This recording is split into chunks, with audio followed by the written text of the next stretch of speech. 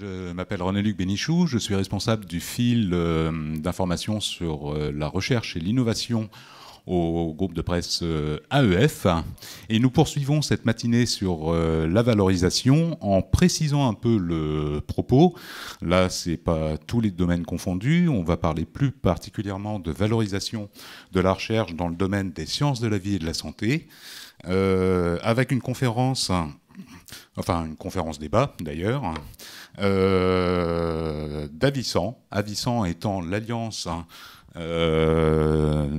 nationale pour les sciences de la vie et de la santé qui regroupe tous les acteurs publics de ce domaine. Mais on va avoir l'occasion de parler de tout ça et de présenter assez largement toutes les actions que l'Alliance mène dans le domaine de la valorisation de la recherche et des relations avec les entreprises, avec nos intervenants qui sont d'une part Jacques Grassi, qui est directeur de l'ITMO, Institut thématique multi-organismes des technologies de la santé au sein de l'Alliance Avicent. Nicolas Carboni, qui préside la SAT, la Société d'accélération du transfert de technologies Connectus Alsace, et Nathalie Manot, qui est adjointe de Jacques Grassi à l'ITMO des technologies pour la santé. Alors peut-être que dans un premier temps, il serait pas inutile de planter un peu le décor et de définir un petit peu ce qu'est Avicent, qui fait partie, je crois qu'il y a 5 alliances en tout thématiques, hein, Avicent couvrant les sciences de la vie et de la santé. Oui, effectivement, je pense que c'est pas inutile, mais je suis pas sûr que tout le monde dans la salle sache exactement ce que c'est qu'une alliance de recherche, qui sont pas très anciennes, et notamment Avicent, qui était la première créée en 2009. Donc, l'idée qui préside un peu à la création de ces alliances, en tout cas pour Avicent, puisque là j'étais bien placé pour le voir, c'est que on a un paysage de la recherche en France qui est complexe. Hein, on parle souvent de notre millefeuille, ce qui à mon avis est une très mauvaise image, parce que d'abord les millefeuilles c'est très bon, et deuxièmement c'est très structuré contrairement à ce qu'on croit, alors que notre paysage de la recherche, si c'est un millefeuille, ce serait plutôt un millefeuille qui serait tombé du 4e étage, quoi. Donc on a un paysage compliqué pour 2 raisons. Parce qu'on a beaucoup d'intervenants. Je n'ai pas besoin de faire la liste de tous les opérateurs de recherche, INSERM, CEA, INRA, INRIA, les universités, le CNRS, les hôpitaux. Mais aussi parce que, et ça c'est particulier à la France, cette recherche se mène de façon extrême, dans une grande mixité, la plupart des équipes étant dans des unités mixtes de recherche. Et cette mixité, c'est sûrement une source de richesse. Quand on parle de valorisation, entre autres, ça peut être une source de complexité parce que chaque décision va nécessiter l'accord de plusieurs tutelles. Donc, on en reparlera. Donc l'idée de la création des alliances, c'est véritablement de mettre en place une coordination des opérateurs de recherche français dans un domaine. Alors les alliances, elles n'ont pas de structure juridique. On peut dire que c'est une couche supplémentaire qu'on a rajoutée à ce fameux millefeuille. Personnellement, je ne le pense pas. Je pense que c'est un moyen de gérer justement cette complexité de façon souple, parce que, donc, je vous l'ai dit, les alliances n'ont pas d'existence juridique. Elles ne prennent pas de décision en elles-mêmes. Quand une décision est prise dans le cas de l'alliance, c'est qu'elle est prise quasiment à l'unanimité par tous les membres de l'alliance. Donc c'est, à mon avis, il faut vraiment le voir comme un outil de coordination. Au départ, l'objectif essentiel, c'est bien sûr de mettre en place une coordination au niveau de la recherche, puisque c'est une alliance de recherche. Donc, celle-là couvre tous les domaines de la biologie et de la santé et comprend tous les opérateurs. Alors, à côté des 10 membres créateurs de l'Alliance, il y a tout un tas de membres associés, ce qui fait qu'on peut dire aujourd'hui que véritablement, l'Alliance couvre tous les opérateurs de recherche, à 99% dans le domaine de la biologie et de la santé. On peut dire un mot sur la façon dont est représenté dans l'Alliance les universités et les hôpitaux, qui sont quand même 2 cas un peu particuliers, puisque ce n'est pas les universités qui sont membres de l'Alliance, c'est la CPU, la conférence des présidents d'université. Et si on a décidé de le faire de cette façon, c'est parce que avoir 25 universités autour d'une table, en plus des autres opérateurs de recherche, c'est tout simplement pas gérable, et pareil pour les hôpitaux. Donc c'est la CPU et la conférence des directeurs généraux d'hôpitaux qui représentent ces 2 entités, bien sûr extrêmement importantes dans le paysage de la recherche. Voilà. Donc, je ne vais pas rentrer dans le détail. Il y a un conseil de l'Alliance qui se réunit tous les mois dans le 13e arrondissement. Et il y a 10 instituts thématiques qui ont été créés justement pour être, eux, véritablement les opérateurs de cette coordination dans les domaines qu'ils couvrent. Donc, moi, je couvre les technologies pour la santé, dans un domaine très, très transversal avec l'imagerie, la e-santé, la chirurgie, le médicament, les biotechnologies, la bioingénierie. Mais il y a aussi un institut pour les neurosciences, le cancer, les maladies infectieuses, et l'immunologie, et la biologie, le développement, la biologie structurelle, enfin, et les santé publique. Donc ça couvre vraiment tous les domaines. Donc, depuis 2009, pour faire très court, on a d'abord mis en place une vision stratégique commune, et cette vision, elle est écrite dans 10 documents stratégiques écrits par les 10 ITMO, qui sont disponibles sur le site web d'Avisan, qu'on est en train d'actualiser, puisque la ministre nous a demandé de poser les bases de cette vision stratégique pour les discussions qui vont être mises en place dans le cadre de la nouvelle loi, enfin la nouvelle vision stratégie nationale de recherche et d'innovation. Quelques exemples rapides quand même pour montrer l'intérêt de cette coordination. Quand on a eu la dernière crise avec la grippe H1N1, typiquement, en 3 jours, on a pu réunir à l'Alliance tous les spécialistes du domaine, bien hospitalier que recherche, et mettre en place des actions pratiques de coordination de la recherche, le tout en quelques semaines, de telle sorte que, alors qu'on s'est réunis pour la première fois, si je me rappelle bien, au début du mois de mai, en septembre, commençait une dizaine d'études épidémiologiques financées, structurées, pour faire face à la vague d'infection qui arrivait. Bon, qui a été un peu décevante, mais qui a quand même permis de mettre en place ces études. Et pour ceux qui ont connu la vache folle, le chikungunya et tout ça, je peux vous dire que ça n'a rien à voir avec ce qui s'était passé au cours des crises sanitaires précédentes. Donc là, il y a eu un véritable apport de cette coordination. Le fait que tous les présidents de ces organismes se rencontrent une fois par mois, que les ITMO travaillent tous ensemble en permanence, ça change quand même un certain nombre de choses. Voilà. Donc, dans ce travail, bien sûr, on ne pouvait pas oublier ce qui concerne la valorisation de la recherche, la relation avec les industriels. Alors comment ça se passe là? Parce que là, j'ai bien compris que l'Alliance, en fait, était structurée thématiquement dans les différents domaines de recherche des sciences de la vie et de la santé, mais là, on aborde un thème qui est quand même assez transversal. Hein. Donc comment on fait dans ces cas-là, dans une Alliance, pour réfléchir, se structurer et agir? Alors là, il a été décidé que c'est mon ITMO, l'ITMO Technologie pour la Santé, qui prendrait en charge cet aspect-là. Et ce qu'on a fait, c'est qu'on a créé donc en 2010 un comité qui s'appelle le comité Covalliance, pour comité de valorisation de l'Alliance, et qui réunit tous les opérateurs de valorisation des membres de l'Alliance Avisan. Il se réunit maintenant 2 fois par mois, toujours dans le 13e, dans les bâtiments de l'Alliance, et a essayé de mettre en place tout un tas d'actions, justement pour faciliter les partenariats publics-privés et améliorer les conditions de cette valorisation qui souffre des handicaps que j'ai mentionnés tout à l'heure. Donc ce comité, qui est quand même quelque chose de très nouveau aussi, hein, réunir 2 fois par mois des représentants de la valorisation du CNRS, INSERM Transfert, le CEA, l'INRA, l'INRIA, c'est quelque chose qui ne se faisait pas. Donc on a depuis, donc ça c'est en février 2010 qu'on a mis en place ce comité Covalliance, à la demande d'ailleurs du comité stratégique des industries de santé. On a mis en place un certain nombre d'actions. Alors, je ne vais pas tout vous raconter, mais je vais quand même en parler de 3, un peu plus en détail. La charte du mandataire unique, les modèles d'accord de collaboration qu'on est en train de rédiger, et puis la mise en place d'un instrument nouveau qui s'appelle les consortiums de valorisation thématique, sur lequel je parlerai un peu plus en détail, parce qu'ils sont en train de se mettre en place, et je crois que c'est des outils de coordination entre le monde académique, les opérateurs de valorisation et les industriels, qui, j'espère, s'avéreront très utiles. J'avais une question sur... on va parler de la charte du mandataire unique. En fait, la question que je me posais, c'est la raison finalement de l'élaboration de cette charte, sachant qu'il y a un décret qui existe. Hein, enfin, la loi prévoit comment on se partage au sein des UMR, justement, la gestion de la propriété intellectuelle. Donc, qu'est-ce qui a présidé en fait à l'élaboration d'une charte supplémentaire pour le domaine des sciences de la vie et de la santé? Tout simplement le fait que ce décret ne règle pas tout. Loin s'en faut.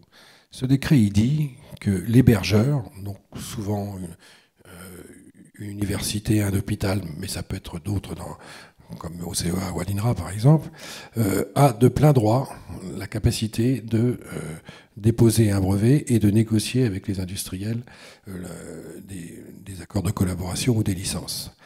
Mais ce que dit aussi le même décret, c'est que alors dans ce cas, c'est lui qui assure les frais directs de propriété intellectuelle. C'est-à-dire que le législateur a voulu qu'il y ait un équilibre, pas que ce soit une seule personne qui décide et que ce soit les autres qui financent ou cofinancent. Et ça, c'est extrêmement bloquant, parce que bien sûr, ça met les universités et les hôpitaux dans une position d'agir, et je crois que ça a été fait dans un certain nombre de cas, et c'est très bien comme ça, mais en même temps, ça leur donne toute la charge financière de l'entretien, notamment des brevets, et la charge de négocier tous ces contrats. Donc, en grande partie, c'était quand même une impasse, et je pense que ça ne débloquait pas un grand nombre de dossiers. Donc on a décidé, et encore une fois, je vous rappelle que dans la discussion, il y avait les représentants de la CPU, et il était présent, croyez-moi, c'était le président de l'université de Strasbourg.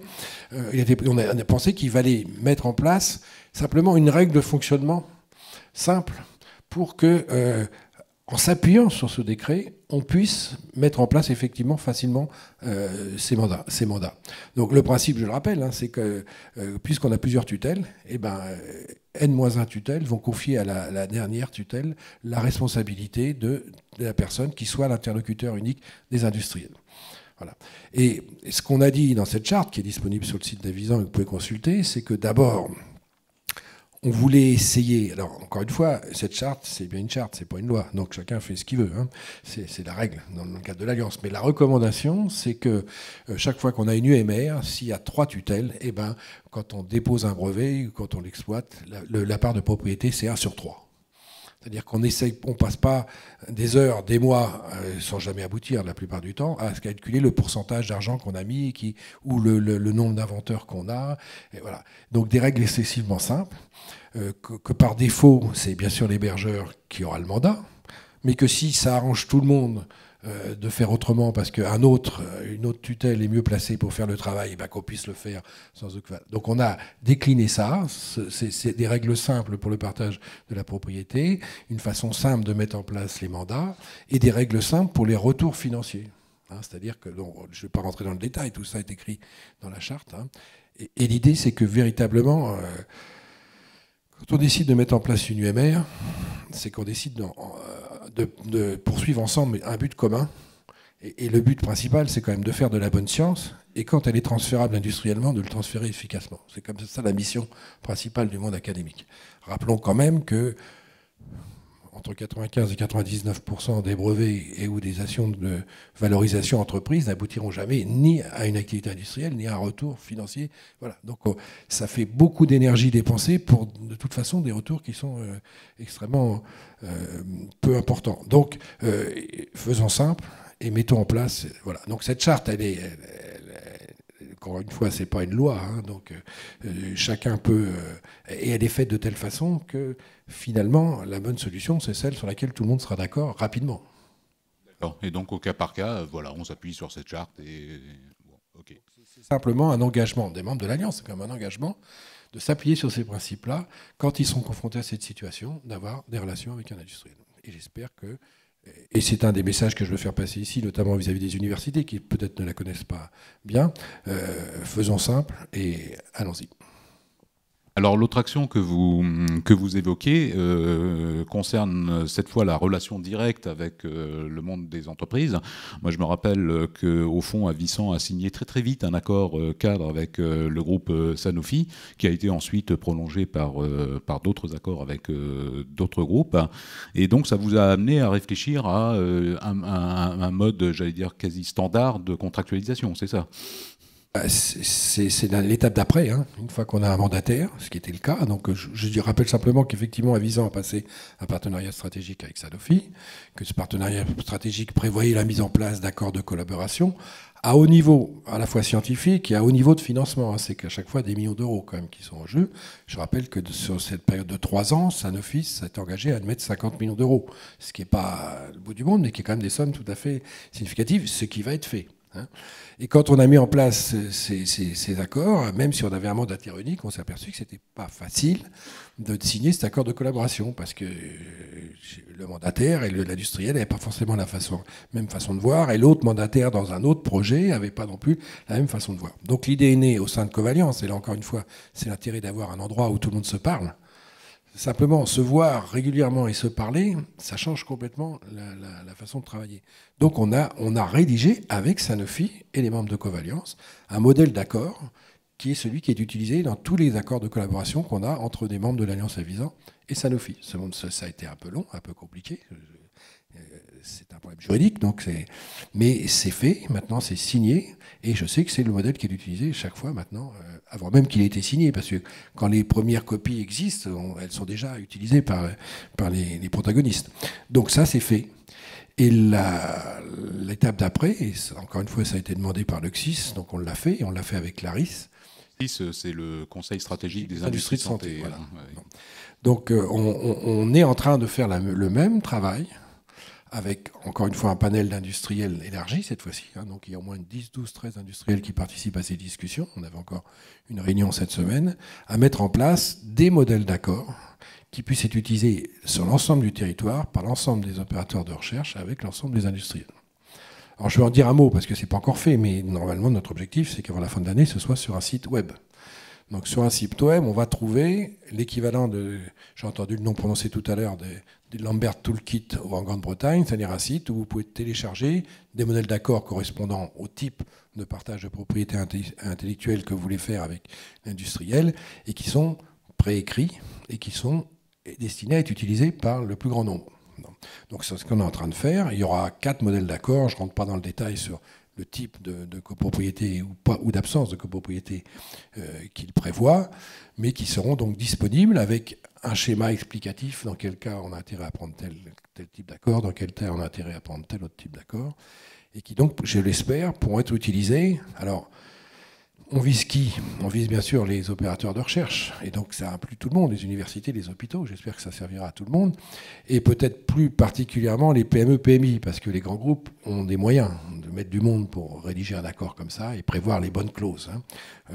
C'est peut-être moins vrai pour les PME, PMI. Voilà, donc ça c'est une autre opération, donc c'est l'étape d'après, avec Sanofi d'abord, avec tous les industriels après, et ce ne sera pas le même accord, d'ailleurs, bizarrement on peut le dire, mais c'est parce que c'est comme ça.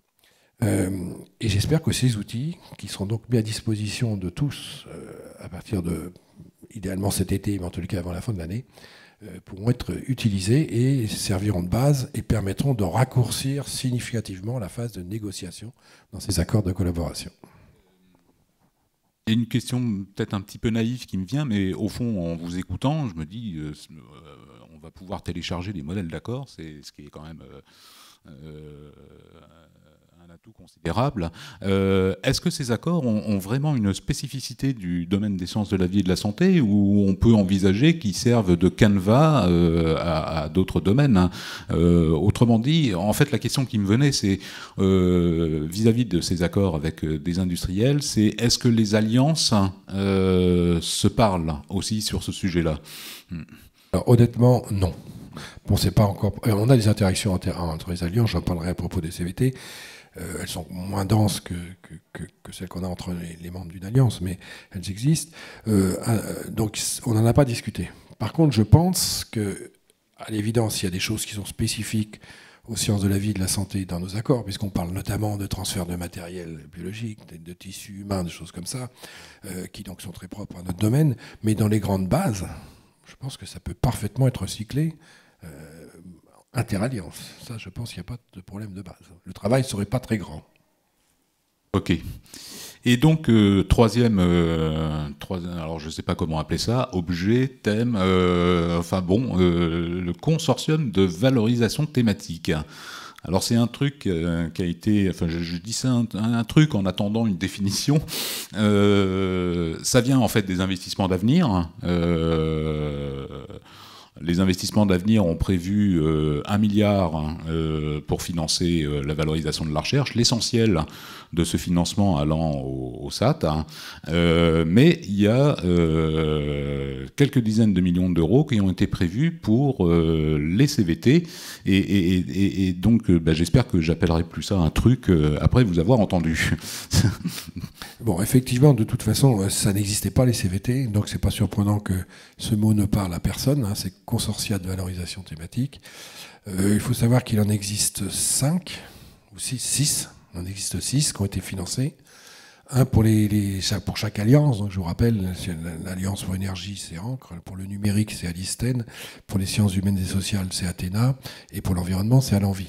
Donc il y en a 5 avec Avisan qui sont portés par des alliances, et un 6e qui s'appelle le CVT Sud, qui est presque une SAT pour le Sud. Enfin, c'est une la valorisation de la recherche dans les pays du Sud, voilà, et c'est porté par l'Agence inter-établissement de recherche pour le développement. Exactement. Voilà. Les organismes les plus appliqués étant l'Institut Pasteur, l'IRD. Voilà. Donc, ils n'ont pas tous les mêmes modèles. Donc, je ne vais pas vous raconter les modèles des autres CVT, mais je vais vous parler de celui d'Avisan, qui est très proche de celui d'Ancre et d'Alenvie.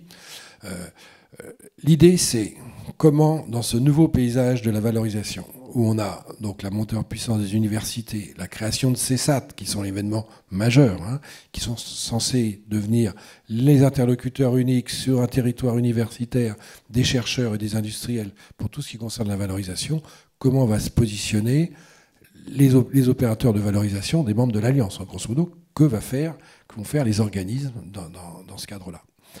Donc, tel qu'on a conçu le CVT, l'idée de base, c'est de dire, ce CVT, ça va être l'endroit où on va mettre en place, sur un certain nombre de thématiques bien précises, des lieux de réflexion commune entre ces 3 acteurs que sont les académiques, les opérateurs de valorisation et les industriels.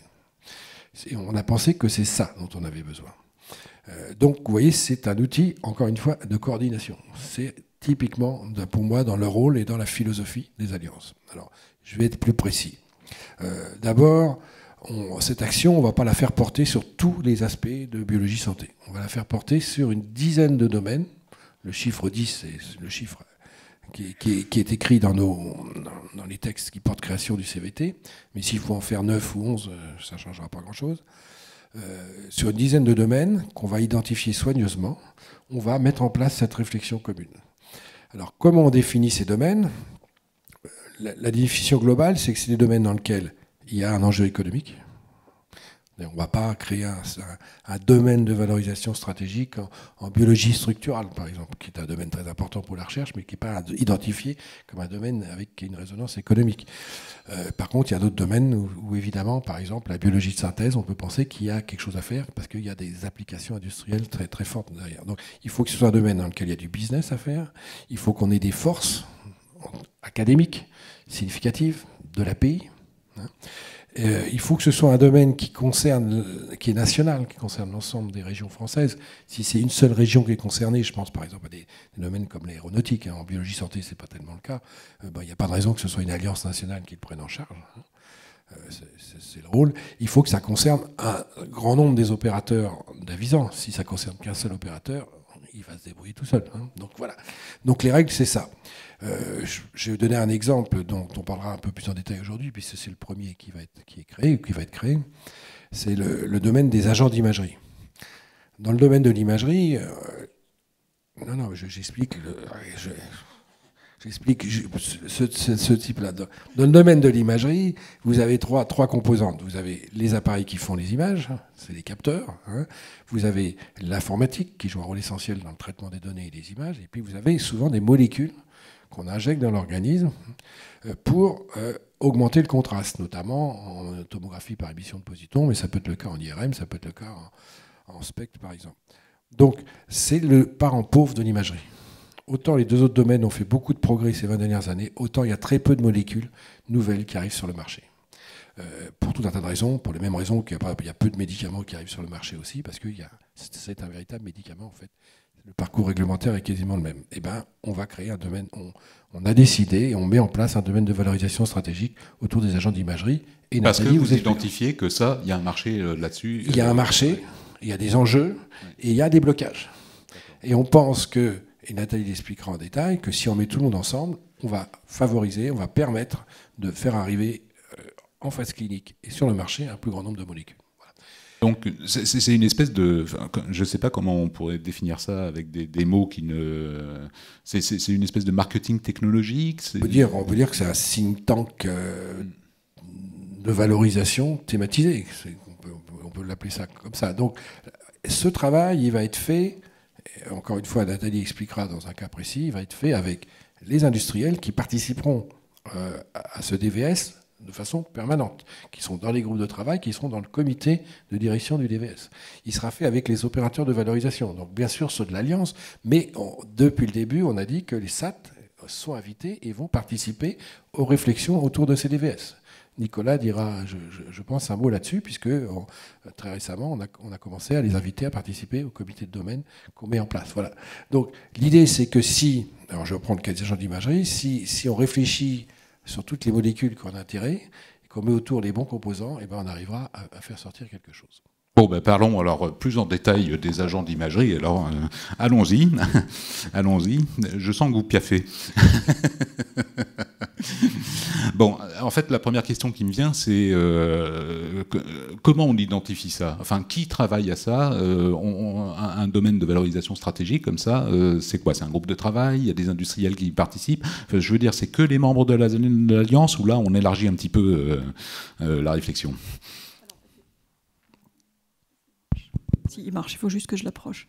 Alors en fait, un domaine de valorisation stratégique, alors ça Jacques l'a pas expliqué, mais ça peut, l'idée peut venir de n'importe qui et de n'importe où. Ça peut être un ITMO, ça peut être un conseiller dans un ITMO, ça peut être une structure de valorisation. Récemment, on a même eu un industriel qui nous a proposé de créer un domaine de valorisation stratégique sur un domaine donné.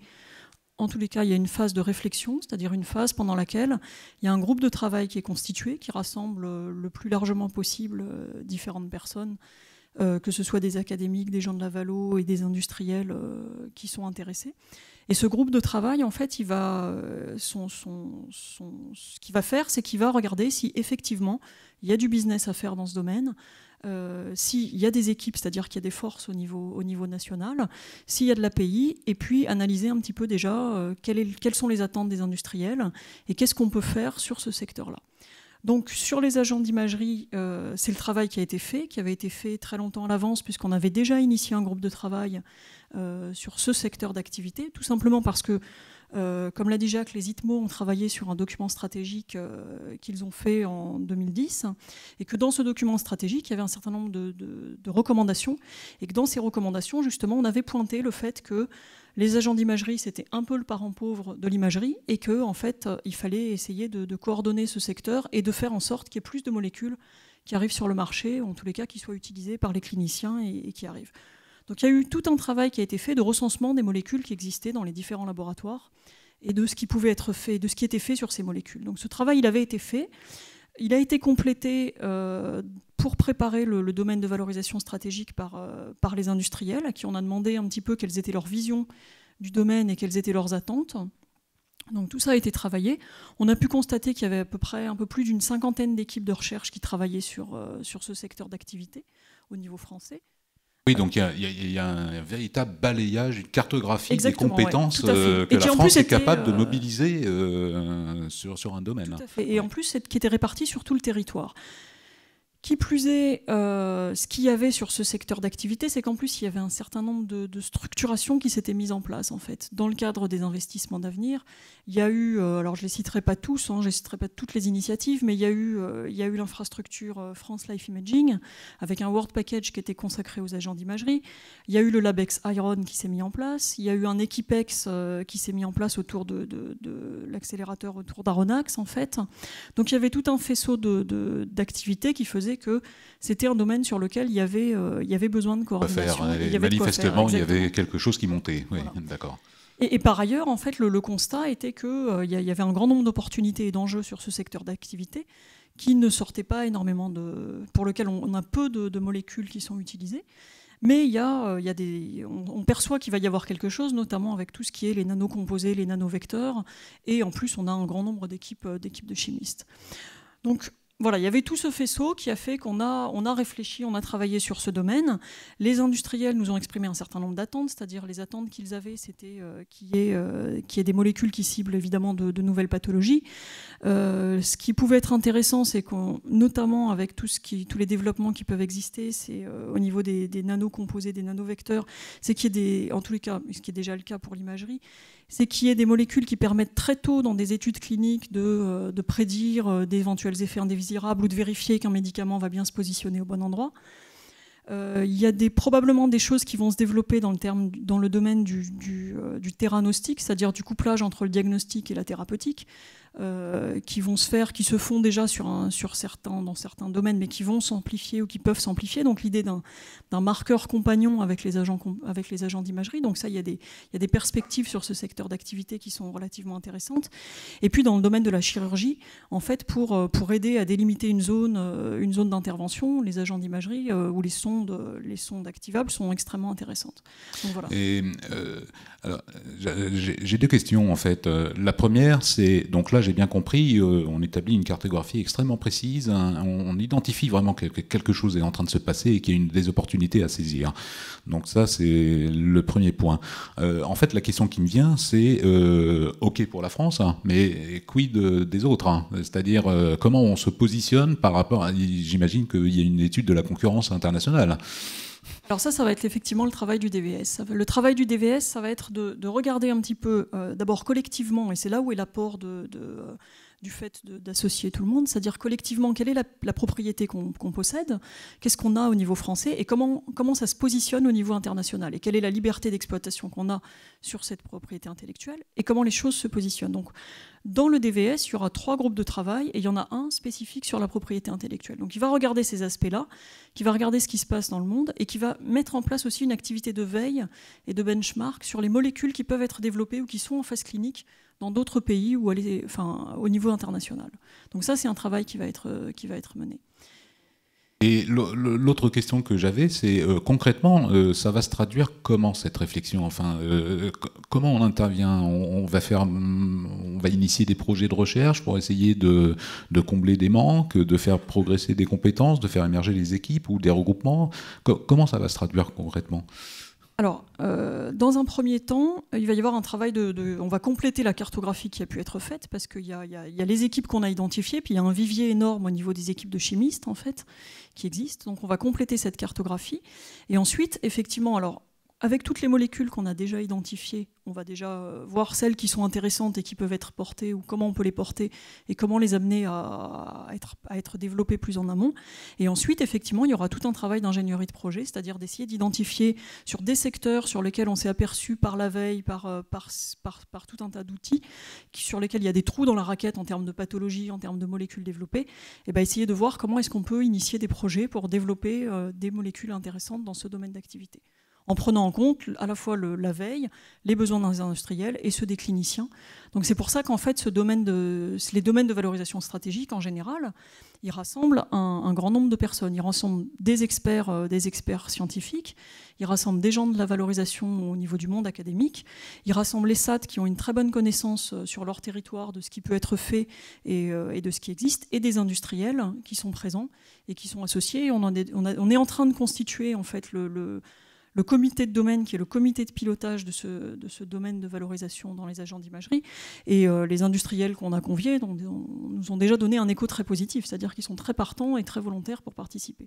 Que ce soit des groupes il y a le côté industriel, il y a le côté recherche. Exactement. Et c'est ensemble qu'on va pouvoir créer, en fait, finalement, ça va permettre aussi de donner une vision de ce qui se fait en France et d'avoir une sorte de portail d'accueil pour ensuite développer tout un tas d'activités qui sera construit conjointement, en fait.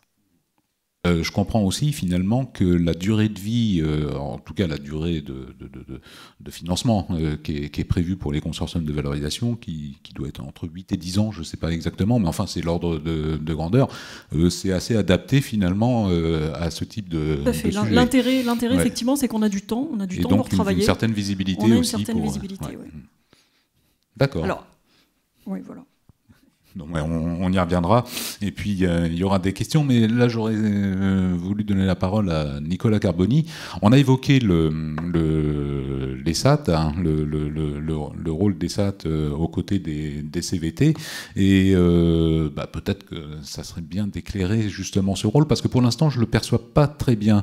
Le CVT, j'ai bien compris que ça avait une vocation au minimum nationale. Hein.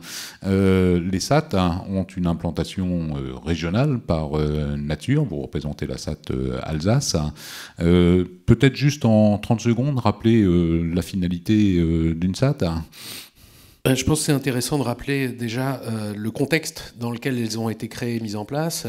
C'est le contexte des investissements d'avenir, le rebond de la crise de 2008, un pari on va dire, audacieux, qui consiste à dire qu'on va investir, injecter des ressources financières extrêmement considérables, 22 milliards d'euros, dans la recherche publique et l'enseignement supérieur pour construire la compétitivité de l'industrie française à horizon 5 ans, 10 ans. Et dans ce contexte-là, l'État a souhaité créer quelques instruments dont les SAT, et je dirais en particulier les SAT, puisque comme vous l'avez souligné, elles mobilisent l'essentiel des financements valorisation, pour améliorer, faciliter, accélérer le transfert des technologies développées dans le public vers l'industrie.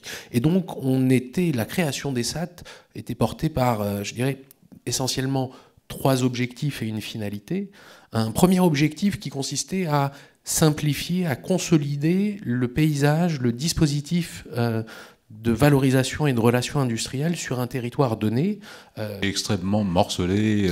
Qui était effectivement morcelé, la volonté étant de pouvoir offrir quelque chose de plus simple et de plus lisible aux partenaires industriels, avec un opérateur sur un site qui pouvait consolider un certain nombre de métiers. Je reviendrai sur les métiers. Le deuxième objectif corrélé était d'améliorer l'efficacité du transfert. Je rebondis sur ce que Jacques mentionnait. Un certain nombre d'entreprises, peut-être trop d'entreprises, ont eu l'expérience de négociations pour obtenir une licence qui venait de 2 UMR où on avait 3 tutelles et où on négociait avec 4 entités en même temps. Ça pouvait prendre 12, voire plus d'un an, 18 mois, qui ne sont pas des cycles qui sont ni raisonnables, ni compatibles avec une dynamique industrielle.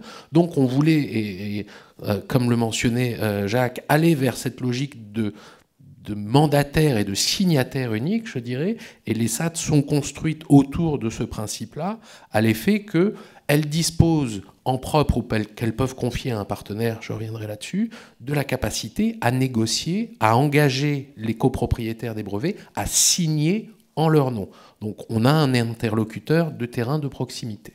Le troisième objectif, c'était de, je dirais, boucher un trou qu'on a pu constater dans la chaîne de financement de l'innovation, qu'on va appeler la maturation, la preuve de concept, parce que trop souvent, les technologies qui sortaient des laboratoires publics n'avaient pas un niveau de démonstration suffisant pour permettre leur adoption, leur absorption dans de bonnes conditions par des partenaires industriels. Donc 95% des financements qui sont dédiés au SAT sont dédiés à l'investissement dans la propriété intellectuelle d'une part, mais surtout dans la preuve de concept, la maturation de ces technologies. Avec, autour de ces 3 objectifs, évidemment une finalité qui est une finalité industrielle, économique, que les SAT soient une source de compétitivité pour l'industrie française. Ce sont des structures de droit privé, c'est-à-dire que c'est une coquille privée. Ceci étant dit, tout ce qu'il y a dedans et autour est public. Les actionnaires sont aux 2 tiers les établissements de recherche et d'enseignement supérieur, à 1 tiers l'État qui est représenté par la Caisse des dépôts, et les conseils d'administration sont le reflet de cette situation-là. 8 administrateurs qui représentent les établissements, 4 qui représentent l'État. Alors ça s'organise autour de, on va dire, 2 grands cœur de métier. Le premier qui touche toute la chaîne de propriété intellectuelle, donc la détection, la gestion des brevets sur un territoire donné, le financement de ces brevets, le financement ou l'investissement dans la preuve de concept, avec une finalité de licensing derrière. J'y reviendrai éventuellement, soit fait en propre, en direct, par la SAT sur son territoire, soit confié à un partenaire qui aura une expertise plus pointue, une grappe de brevets intelligente. On pourra revenir sur ces mécanismes-là. Donc un premier cœur de métier qui tourne autour de cela, et donc qui est financé sur les ressources propres des SAT, au travers des fonds qui sont amenés en haut de bilan, en compte courant d'associés, par l'État au travers des dotations assez importantes en fait. Ça va varier entre, dans les grosses masses, entre 35 millions et 80 millions d'euros par SAT, en fonction de l'importance du périmètre et du substrat de recherche ou du nombre d'enseignants-chercheurs ou des DIRDA, des dépenses de recherche intérieures qu'on peut avoir. Il y a un deuxième cœur de métier qui sont des prestations qui sont amenées en support aux établissements par la SAT, qui globalement concourent toutes à développer les partenariats publics-privés. Ça peut être de la cartographie des compétences qu'on utilise en local ou au national, de la détection d'invention, c'est du support à la négociation des contrats de recherche. Donc c'est encore pour essayer de consolider autour de ces structures l'essentiel des métiers, des structures de valorisation pour simplifier, pour accélérer les choses. Je préciserai juste que les SAT ne sont pas apparues ex nihilo sur des choses qu'on a inventées du jour au lendemain. Elles s'inscrivent en pleine continuité de dispositifs qui préexistaient, qui s'appelaient les DMTT, les dispositifs mutualisés de transfert de technologie, qui avaient été créés en 2006 et dont un certain nombre d'éléments ont été repris dans les SAT parce qu'ils avaient fait leurs preuves. Alors, une ou deux illustrations sur un territoire que je connais, qui est l'Alsace. Connectus était un DMTT avant d'être une SAT. Sur le versant investissement en maturation qui préexistait, c'est à peu près 5,3 millions qui avaient été engagés en 5 ans. Sur 30 projets qui ont été financés en maturation et qui sont aujourd'hui terminés, il y en a 20 qui sont valorisés déjà et qui ont déjà généré des revenus, ce qui est un taux de conversion plutôt intéressant. Et si je regarde du côté collaboration de recherche avec l'industrie, du fait d'avoir, depuis 2006, un point d'entrée unique vers la recherche publique, puisque c'est ce que tous les partenaires du DMTT qui rassemblaient l'INSERM, le CNRS, les universités, les écoles d'ingénieurs et les hôpitaux, tous les opérateurs de recherche sur le territoire, une cartographie des compétences. Entre 2006 et 2011, on a vu progresser de 60% le volume de collaboration de recherche au niveau du territoire alsacien. Et on avait un point de départ, parce que 60%, quand on part de presque rien, ça ne fait pas grand-chose. On partait en 2006 à une moyenne 40% supérieure à la moyenne des universités scientifiques en France. Donc on voit la valeur ajoutée de ce type de mutualisation, parce que ce sont des outils mutualisés entre les opérateurs de recherche, et ce type de consolidation au travers de ce qu'on avait sur les DMTT. Au fond, les SAT sont les V2 un peu plus aboutis et avec beaucoup plus de moyens. Beaucoup plus de moyens que les DMTT. Ouais, oui, tout à fait. Avec une particularité néanmoins, c'est qu'elles sont par essence pluridisciplinaires. Enfin, je veux dire, il n'y a pas de spécialité. Contrairement à ce qu'on voit avec les alliances qui ont des thématiques, les SAT couvrent au fond toutes les compétences qui se trouvent sur leur territoire. Par construction, effectivement, elles sont pluridisciplinaires ou généralistes, à l'instar de ce que sont leurs actionnaires, les établissements sur le territoire. Et c'est notamment là où on retrouvera des articulations qui font du sens, entre guillemets, qui sont pertinentes entre des opérateurs nationaux et des opérateurs régionaux. Ceci étant dit, quand on regarde un peu ce qu'est le paysage, on a toujours une petite saveur plus ou moins prégnante ou dominante qui transparaît. Encore une fois, si je regarde ce qui se passe au niveau de l'Alsace, le secteur de la santé au sens large, c'est à peu près 2/3 du flux de brevets ou de contrats. Et si je rajoute à cela la chimie en dehors de la chimie thérapeutique, je suis à 95%. Donc, bon, il y a des concentrations. D'ailleurs, vous avez signé il n'y a pas longtemps un accord avec, un accord cadre en fait, l'université, la SAT, l'INSERM, l'INSERM Transfert, qui est la filiale de valorisation de l'INSERM. Donc, effectivement. Et c'est là où on retrouve, j'allais dire, à la fois la déclinaison de ce qu'était de ce qu'est le cahier des charges des SAT au point de départ, de pouvoir être sur un territoire donné, un périmètre géographique donné, un interlocuteur de proximité ou de premier niveau, mais de pouvoir articuler des choses pertinentes avec des partenaires nationaux qui peuvent être spécialisés. Le fait que sur une SAT, on gère l'ensemble du flux de pays en première ligne. Ça signifie que pour la première fois, et j'insiste là-dessus, pour la première fois, sur un territoire donné, tous les partenaires de recherche auront une visibilité sur tout le flux de technologie qui est généré, indépendamment de qui est propriétaire de quoi. Et ensuite, on regarde collectivement qui est le mieux placé à un partenariat cadre, une grappe de brevet, une valeur ajoutée qui fait qu'on ira plus vite et plus efficacement en lui confiant la valorisation de ce titre. Et je parle pour Connectus, et je pense que mes collègues sont dans les mêmes configurations. Depuis le départ, il était budgété, prévu, organisé que 30-40% des flux seraient confiés à un partenaire. Le propos, il n'est pas de tout gérer, il est de confier et de gérer le mieux possible, soit en interne, soit à celui qui est le mieux placé, et encore une fois, indépendamment de qui est titulaire des droits de propriété. Cette visibilité sur le flux, là, je commence à percevoir finalement l'intérêt d'une interaction donc entre les SAT, Connectus, pour vous citer, et le consortium de valorisation thématique. Et le CVT, et puis des opérateurs nationaux du transfert, comme peuvent l'être Inserm Transfert. Moi, je vois deux grandes valeurs ajoutées au travail que nous avons commencé à engager avec le CVT à Visan. Le premier, je reprends l'exemple des agents d'imagerie. Il se trouve que nous, on a beaucoup de chimie sur le territoire, notamment chimie des chalates, etc. Donc on est en capacité à avoir des opportunités à produire de l'innovation dans ce domaine-là. Et puis il se trouve qu'on a aussi un IHU qui est dédié à la chirurgie assistée par l'imagerie, qui est aussi consommatrice de ce type de technologie. Donc j'ai un double intérêt là-dessus. Alors d'abord, quand j'ai une déclaration d'invention, un brevet qui arrive dans ce domaine-là, c'est extrêmement intéressant pour moi de pouvoir me tourner vers le CVT et avoir très rapidement accès à un mapping des brevets, non seulement nationaux, mais internationaux, et de voir comment on se positionne en termes de techno, en termes de revendications sur les brevets, où sont les opportunités, quelles sont les lignes de force dans l'industrie. On va gagner un temps considérable. Donc ça, c'est déjà un premier ensemble de valeurs ajoutées qui est extrêmement clair.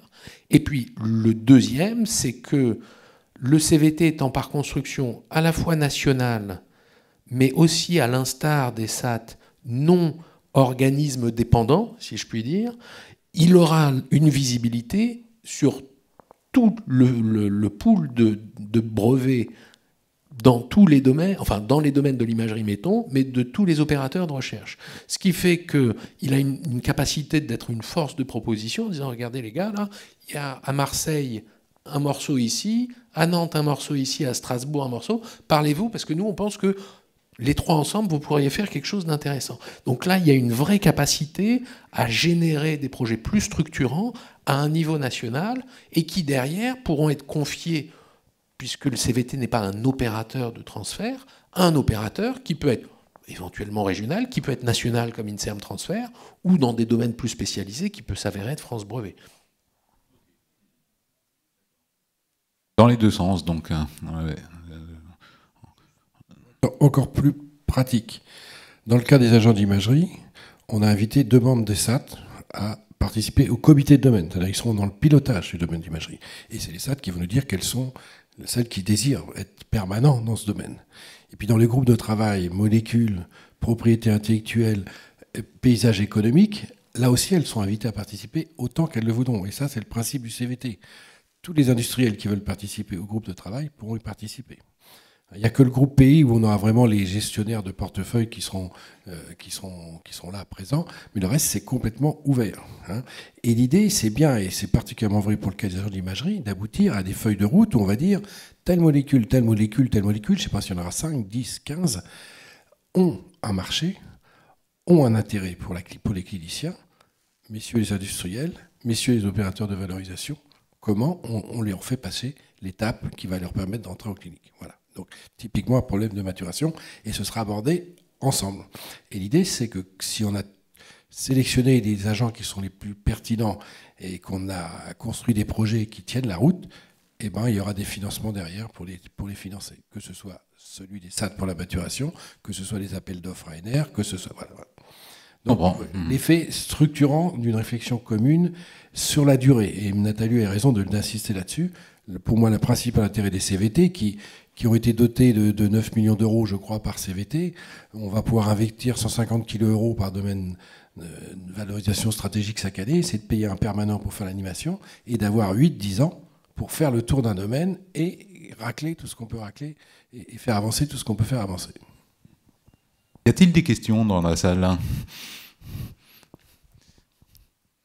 Sinon, j'en ai. Bon, mais alors j'en ai. Bon, j'ai des questions. En fait, y a quand même une question que je me posais en écoutant tout ça. En fait, il y en avait même 2, mais je commence par une et en espérant que la salle prendra le relais. Je me demandais si, néanmoins, je comprends que les alliances réunissent énormément de compétences, hein, vu la diversité des opérateurs qui sont dedans.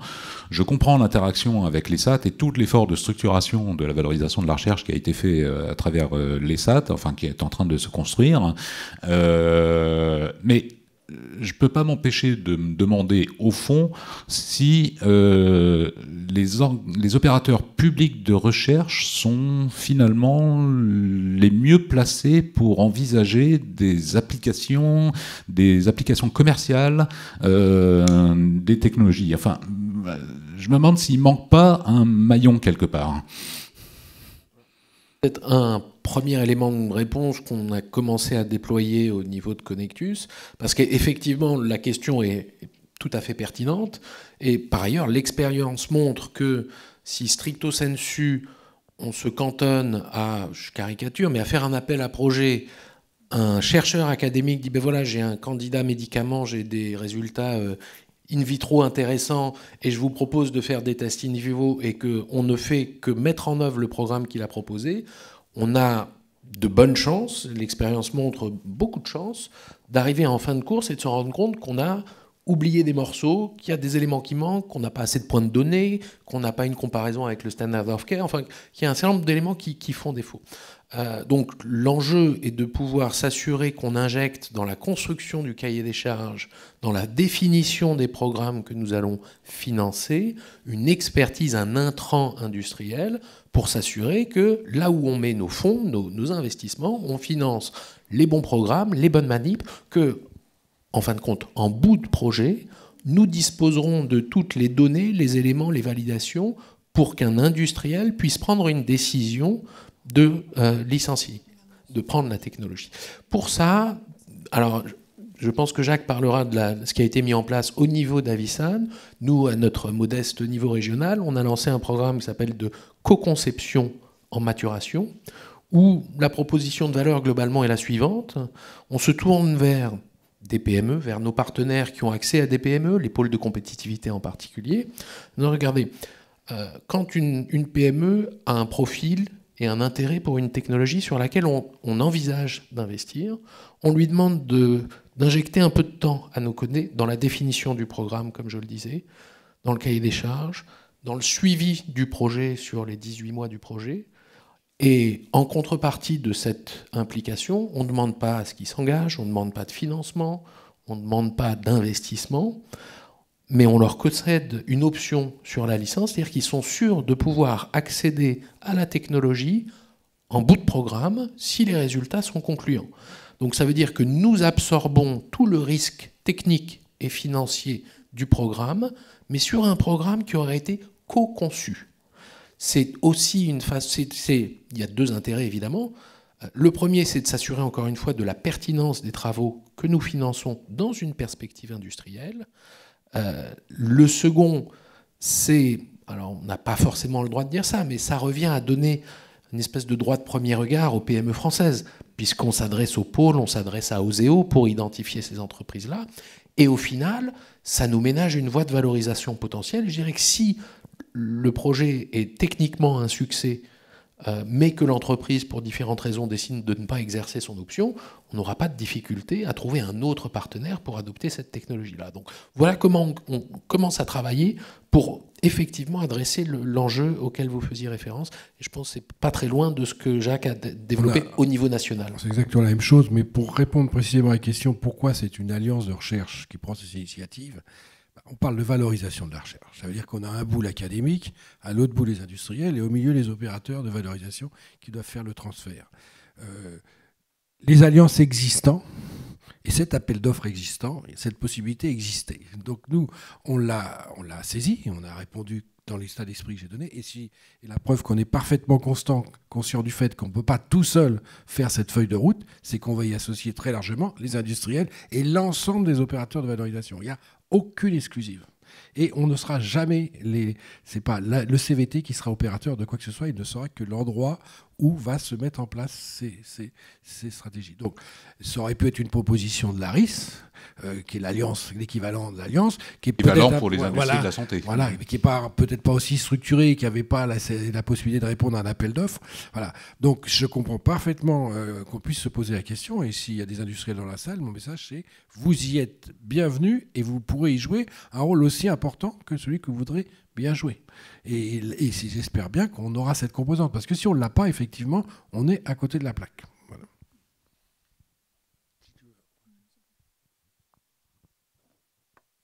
Toujours pas? Bon.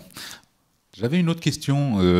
En recherche, alors surtout en recherche industrielle, il y a toujours des revues avec des décisions go, no go. Là, on aborde, on identifie des domaines de valorisation stratégique. On en prend quand même pour un certain nombre d'années. Ça va demander beaucoup de temps de développement. Comment ça va se passer, l'évaluation au fil de l'eau, de la manière dont ça avance? Est-ce qu'il est envisageable finalement qu'en cours de route, le CVT considère que tel domaine de valorisation ne tient pas ses promesses? Qu'est-ce qu'on fait dans ce cas-là? Enfin, comment on le détecte et qu'est-ce qu'on fait dans ce cas-là? Alors d'abord, c'est un instrument des investissements d'avenir, il est géré par l'ANR, donc on est très encadré et très strictement évalué. Voilà. Donc il nous libère une certaine somme d'argent, grosso modo pour 3 ans, on a demandé un budget qui nous est attribué, et on a même reçu l'argent, donc ça marche. On a des comptes rendus à faire chaque année, on a une liste impressionnante de critères d'évaluation et d'indicateurs à remplir. Voilà. Bon, ça c'est la vision étatique. On pourrait en citer quelques-uns. Oui, c'est quel genre Par exemple, on a pour obligation d'ici 18 mois de sortir un rapport public sur l'état de l'API, sur l'état du paysage industriel autour. On doit rendre compte sur le nombre de réunions d'industriels qui sont impliqués, de SAT qui sont impliqués dans nos travaux, donc des choses extrêmement pragmatiques qui ont été discutées âprement, croyez-moi. Mais tout ça, c'est très formel, donc c'est fait, ce sera fait, et c'est très bien que ce soit comme ça, mais les vrais indicateurs, ils ne sont pas là. C'est dans 1 an, 2 ans, 3 ans, combien on a réussi à faire financer de projets pour faire passer une phase clinique à des molécules. Et si effectivement, au bout de 2-3 ans, parce que pour le cas des agents d'imagerie, on est quand même assez près, on a déjà une idée des molécules, elles ne sont pas très nombreuses, il y en a une 50aine qu'on va travailler, donc c'est tout à fait jouable. Si dans 3 ans, il ne s'est rien passé, je serai le premier à dire, on ferme le CVT, et en tout cas le DVS là.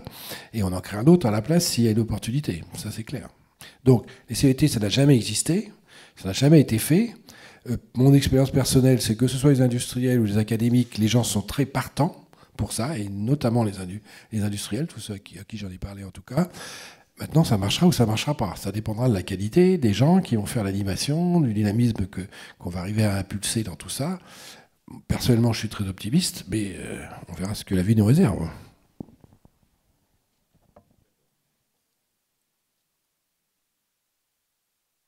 J'avais aussi une question.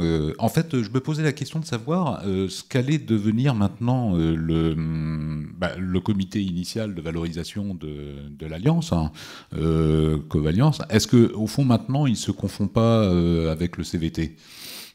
Covalliance, c'est le comité de pilotage du CVT.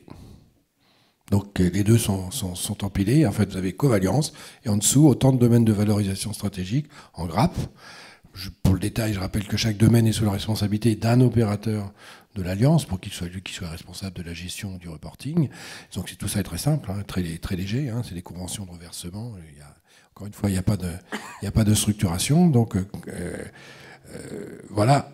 Covalliance traite d'autres sujets que le sujet du CVT. Par exemple, les modèles d'accord de collaboration, c'est autre chose que le CVT. On a parlé des modèles d'accord, mais quand ce sera fini, on essaiera de mettre sur le même site web un modèle d'accord de confidentialité, un modèle d'accord de transfert de matériel, et puis je ne doute pas qu'on aura d'autres sujets à traiter. Donc le parrain Covalliance reste, il pilote le CVT, et il continue à faire ce qui reste à faire dans ce domaine.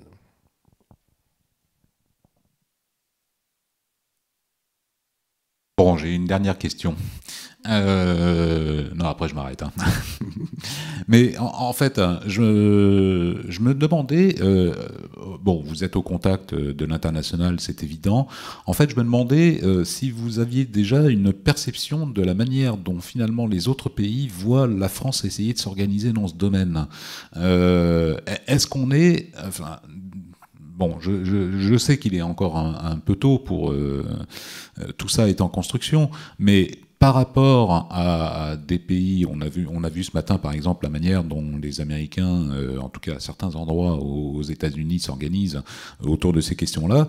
Mais est-ce que vous pensez finalement que toutes ces initiatives, pour une grande part d'ailleurs qui ont été largement financées par les investissements d'avenir, est-ce que vous pensez que ça nous met au fond en position de bons challengers sur la scène internationale, en tout cas dans votre domaine?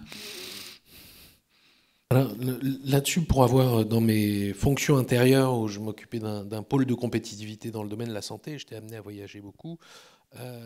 Et pour avoir travaillé un peu plus d'une dizaine d'années en Amérique du Nord dans ces domaines-là, très clairement, la réponse est, en particulier pour ce qui concerne les fonds substantiels qui sont investis dans le domaine de la maturation et la consolidation qui est recherchée aujourd'hui, clairement, ça nous met dans une position beaucoup plus favorable que ce qui était le cas il y a quelques années. Il y a un certain nombre de tentatives qui avaient été entreprises dans différents pays.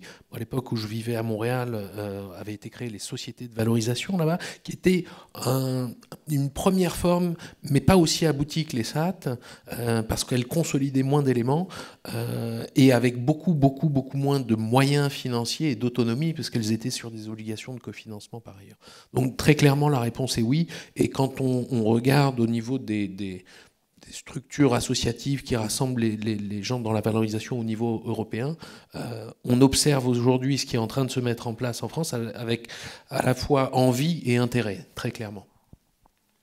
Juste pour compléter ce qu'a dit Nicolas, d'abord je dirais déjà l'existence des alliances, c'est quand même une particularité française maintenant, hein. Et ben c'est plutôt bien perçu. Quand on a été à l'Europe, et puis toutes les interactions qu'on a avec les organismes de recherche étrangers, notamment européens, certains pensent même à faire des choses équivalentes en Grande-Bretagne ou peut-être en Allemagne. Donc la notion d'alliance qui est originale et peut-être... Ça donne clairement une force quand on va négocier dans les couloirs de Bruxelles. Si vous dites aux autres pays européens à Bruxelles, vous dites maintenant que vous avez un problème, vous avez un interlocuteur unique, c'est l'Alliance Avisant, plutôt que vous de poser la question, alors qu'est-ce qu'on contacte? Le CEA, l'INSERM, le CNRS, les 5, et qu'est-ce qu'on fait? Bon, et ben maintenant il y a un bureau Avisant, Europe. Vous contactez le bureau Europe Avisant. Et après, il s'occupe de... Bon. Donc déjà, au niveau de l'Alliance, je pense que la perception est bonne. Pour ce qui est de la valorisation, là, je crois qu'il faut être clair. Tout ce qu'on vous a décrit, c'est quand même le traitement spécifique d'une pathologie française. Enfin, je veux dire, c'est pas complètement adapté au paysage et au tissu. Donc, je ne sais pas comment ça peut être perçu par les étrangers. Personnellement, j'ai toujours éviter de leur expliquer comment ça fonctionnait notre système, parce que d'abord j'étais pas équipé suffisamment d'aspirine pour tenir la distance et éviter qu'il s'écroule devant moi. Donc voilà, c'est quand même très très atypique. Je pense que c'est approprié à la France, donc je suis pas sûr que ce soit facilement compréhensible et déclinable pour les aspects valo. Pour autant, pour les alliances, on retrouve les mêmes choses ailleurs, mais donc j'ai pas de retour. Je sais que par exemple quand on a décrit ça à Elias Zerouni, qui est le directeur scientifique de Sanofi, donc qui a une vision très international, il dit alors ce que vous faites, ça existe nulle part, et je suis curieux de savoir si ça va marcher. Voilà. Donc c'est tout ce que je peux vous dire. Bien, merci beaucoup. Écoutez, en tout cas, moi ce que je constate, c'est qu'ils ne posent pas des questions, mais en tout cas, ils n'ont pas eu besoin d'aspirine pour supporter cette conférence débat. J'espère qu'on a été suffisamment clair. Je remercie Jacques Grassi, Nathalie Manot et Nicolas Carboni.